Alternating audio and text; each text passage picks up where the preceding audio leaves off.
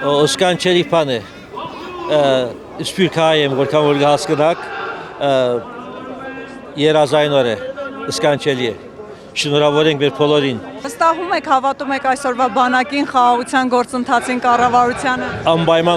Անպայմանորեն, շիդակ ուղի մեջ ենք, և մեր բանակը, և մեր կառավարություն, և իրենց արտաքին քաղաքականությունը սկանչելի է։ Շատ գոհ եք այդ առումով։ Անպայմանորեն, անշուշտ։ Իսկ քննադատությունները նախկին ղեկավարների, որ սխալ ճանապարհով են գնում, իրենք ուզում են վերադառնան, իրենց ժամանակ ավելի լավ բանակ են ունեցել։ Բացարձակապես ստախոսություն ադիգա և 44 օրվա արդիվ տեսանք, թե ինչ բանակ պատրաստած էին, ինչպիսի զորավարներ ունեցած էին, դժբախտաբար։ Այսօր փոփոխությունը տեսանելի է։ Սկանչելի, անշուշտ, անպայման, բոլորիս աչքին։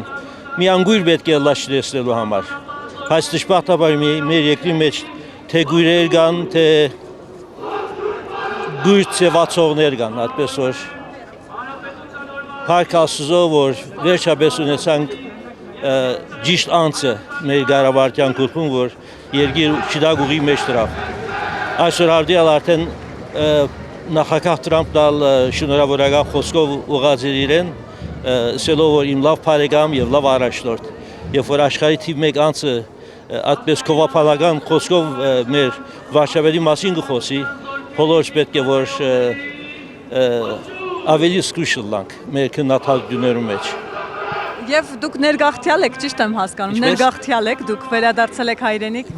Դժբախտաբար ոչ, բայց դարին 4 ամիս հայրենիք կապրինք, 8 ամիս Միացյալ Նահանգներ։ Ձեր սրտի մաղթանքը, ցանկությունը վերջում։ Իմ մաղթանքը այդ է, որ մեր հայ ժողովուրդը գվայել է փառքաված կյանքի, խաղաղ կյանքի, թող դերը դա, որ մեր երկրին վերջապես